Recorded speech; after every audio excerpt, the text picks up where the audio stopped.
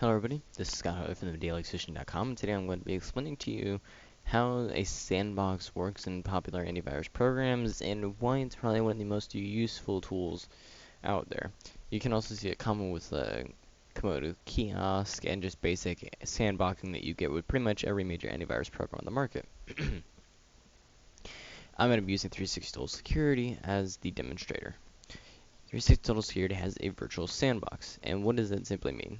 If you think of your hard drive as a bunch of blocks, like in popular programs where everything is a little block, like red, blue, green, so on and so forth, think of it like that. Every part of your hard drive is a block where data is stored. This program sets aside blocks where they're locked into that program. So the program has taken that spot of your hard drive blocks and puts things into that box. So if we could like almost draw it, it would be okay. Just bust out paint. Let's just quickly try to do it. So if your hard drive was just a bunch of little blocks, then a virtualization would be a square, and it would hold all the blocks in here. And then there would be other blocks. That's a circle, but who cares? There'd be other blocks outside of it. And the whole point is you run a program in there that you're not sure is safe. So you'll run, or you can run a program in there that is safe and you're just trying to prevent from being hacked. It's a little weird. Think of it as anything that goes in there will either be let out or deleted from that space. So, for instance, you can put your browser in there. Listed programs will be launched in the sandbox automatically. So, for instance, if you do antivirus testing, you may want to put your...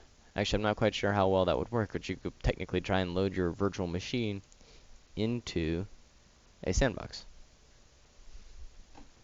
And you can change the settings of it. First, then you can like disallow network access. So if something gets thrown in there automatically that's probably malicious, you could disallow it access and see what it does. If the antivirus determines that it's malicious while it's in the sandbox, it'll be deleted from the hard drive.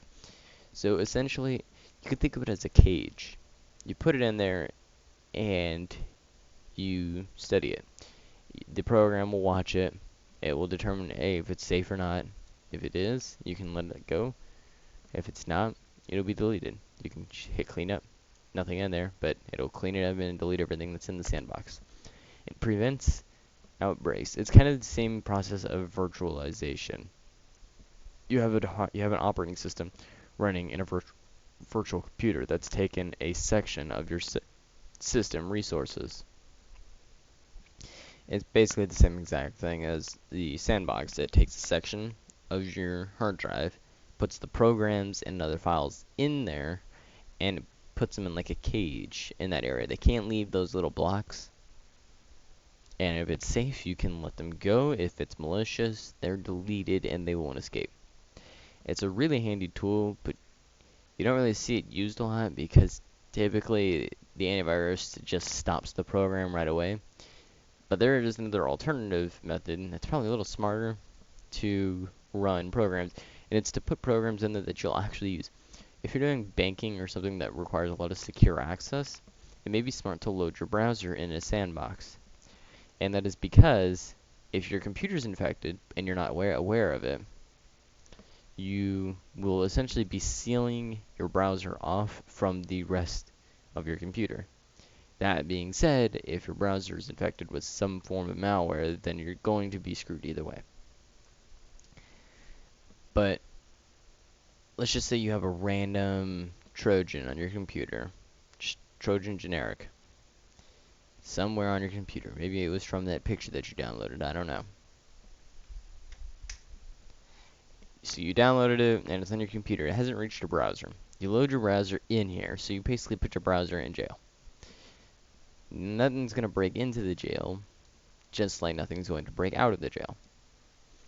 So by doing so, you prevent it from getting infected while you're doing banking. Now, I don't really like doing that. I prefer just to have the computer safe in the first place. But it's a really smart method. Make sure that if you're using browser, make sure you allow network access or I'd like to see how you're gonna make it to the internet.